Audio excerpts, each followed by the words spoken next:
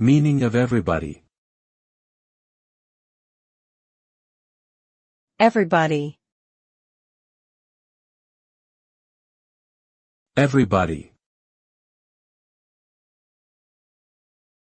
Everybody. Everybody. Everybody is a pronoun that refers to every person or all people in a group.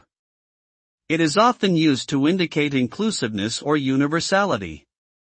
The word is commonly used in everyday language, literature, and media.